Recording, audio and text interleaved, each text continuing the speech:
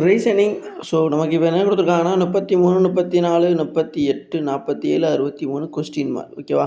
S. So இப்போ எப்போவுமே நம்ம வந்து நம்பர் சீரிஸில் ஒவ்வொரு நம்பர்லேருந்து ஒவ்வொரு நம்பர் தான் பார்ப்போம். இப்போ 33லேருந்து 34 அப்படிங்கிறது எவ்வளோ டிஃப்ரெண்ட்டு? 1 வந்து பார்த்தீங்கன்னா கூட்டியிருக்காங்க. அடுத்து 34லேருந்து 38 எவ்வளோ கூட்டியிருக்காங்க?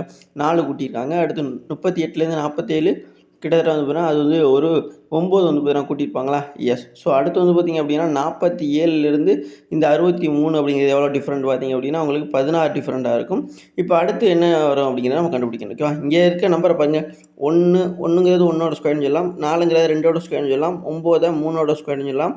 அண்ட் 16 வந்து பார்த்தீங்கன்னா 4ஓட ஸ்கொயர்னு சொல்லலாமா?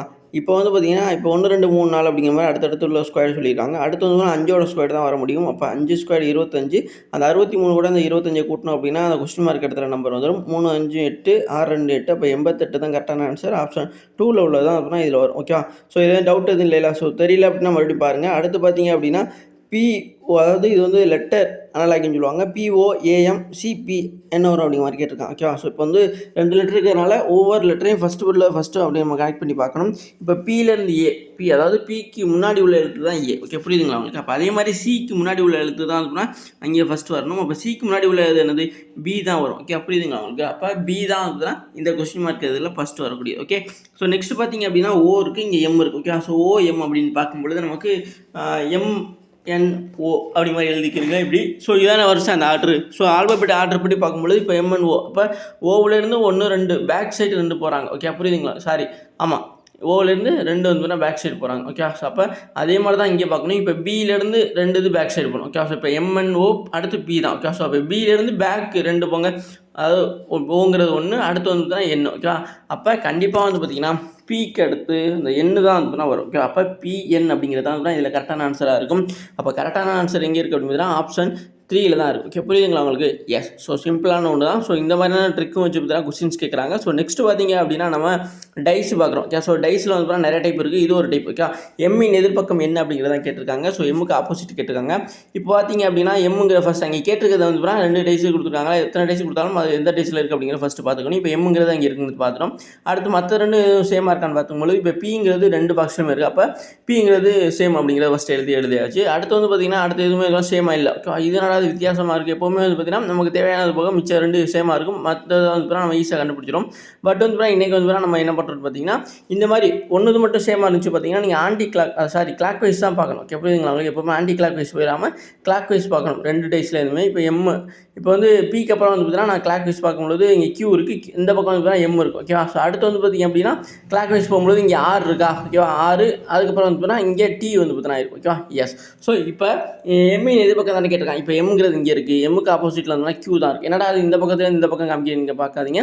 ஸோ நமக்கு எந்த சைடில் இருந்தாலும் எம்முக்கு ஆப்போசிட் Q தான் வரப்போகுது. Okay, so புரிஞ்சுக்கிறீங்க. ஸோ அப்போ கரெக்டான ஆன்சர் ஆப்ஷன் 4ல் உள்ள Q தான். Okay, yes. ஸோ நெக்ஸ்ட் பார்த்தீங்க அப்படின்னா இதுவுமே ஏற்கனவே நம்ம பார்த்த லெட்டர் அனலாகி அப்படின்னு சொல்லப்படக்கூடியது. ஸோ இங்கே ERET அப்படிங்கிறத அதே மாதிரி இங்கே வந்து செட்டாக கொடுத்துருக்காங்களா, அடுத்த செட்டு வந்து என்ன மாதிரி வரும் அப்படிங்கிறத கேட்குறான். ஓகே, ஸோ அப்போ இங்கே உள்ள ஃபஸ்ட்டு அவங்க கொடுத்துருக்காங்களே அதை வந்து கரெக்டாக பார்த்துக்கணும். ஈலேருந்து இ. ஓகே, ஸோ இந்த மாதிரி அப்போ இ அப்படிங்கிறது இங்கே ஃபஸ்ட் உள்ளது ஃபஸ்ட்டு அப்படியே தான் வந்துருக்கு. ஓகே, ஸோ அப்போ அதே மாதிரி தான் நம்ம இங்கே ஆப்ஷன்ஸ் உள்ளதுமே பார்க்கணும்.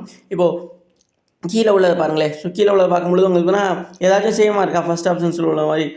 ஃபஸ்ட்டு நம்ம மேலே பார்த்தது மாதிரி அப்படி பார்க்கும்பொழுது இங்கே ஃபஸ்ட் ஆப்ஷன்ஸில் மட்டும்தான் எஸ் இருக்குது. அதே மாதிரி அடுத்துமே வந்து எஸ் இருக்குது. ஓகே, அவங்க சொன்ன மாதிரி அது அடுத்து வந்து பார்த்திங்கன்னா R இருக்குது. Okay, so RT. Okay, so Rக்கு அப்புறம் RST தான் வரும். அப்போ Rலேருந்து அடுத்து ரெண்டாவது வரக்கூடியது தான் பார்க்கணும். அப்போ எக்ஸு இங்கே இருக்க எக்ஸுன்னு பார்த்தீங்களா, XYZ. ஓகே, ஸோ அப்போ எக்ஸுலேருந்து 2வது பிளேஸில் உள்ளது தான் இஜெட் வரும். அப்போ கரெக்டானது வந்து ஆப்ஷன் 1ல் தான். ஓகே, ஸோ அப்போ XZ அப்படிங்கிற கரெக்டாக தான் இருக்குது. அப்போ கரெக்டான ஆன்சர் ஆப்ஷன் 1ல் உள்ள SXXZ அப்படிங்கிறது தான் வந்து இதில் கரெக்டாக இருக்கும். ஓகே, ஸோ மற்ற எந்த ஆப்ஷன்ஸும் இதில் வர வந்துன்னா வாய்ப்பே கிடையாது. ஸோ அதனால் கண்டிப்பாக வந்து இதை புரிஞ்சுக்கிறீங்க. Okay, yes. ஸோ நெக்ஸ்ட் பார்த்தீங்க அப்படின்னா நம்பர் சீரிஸ் சொல்லப்படுறது 25, 23, 19, 11, -5 அண்ட் கொஸ்டின் மார்க். ஓகேவா? எஸ். ஸோ என்னடா மைனஸ்லாம் போயிட்டு இருக்காங்க, ஒன்றும் கன்ஃபியூஸ் ஆகிக்காதீங்க.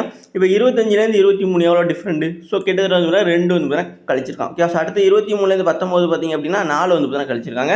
அடுத்து 19லேருந்து 11 பார்த்தீங்க அப்படின்னா உங்களுக்கு வந்து அது வந்து பார்த்தீங்கன்னா 8 கழிச்சிருக்காங்களா. அடுத்து 11லேருந்து -5. ஓகே, ஸோ வெறும் 5 இல்லை -5. அப்போ அது வந்து 16 கழிச்சிருக்காங்க. ஓகேவா? ஸோ அடுத்து என்ன வரும் அப்படிங்கிறத புரிஞ்சுக்கணும். Okay, yes. ஸோ இங்கே வந்து பார்த்தீங்கன்னா 2 4 ஓகேவா? இப்போ 2லேருந்து 2 பெருக்குனா 4 கிடைக்கும். அதே 4லேருந்து 2 பெருக்குனா 8 கிடைக்கும். 8 கூட 2 பெருக்குனா 16 கிடைக்கும். 16 கூட 2 பெருக்குனா நமக்கு 32 கிடைக்கும்.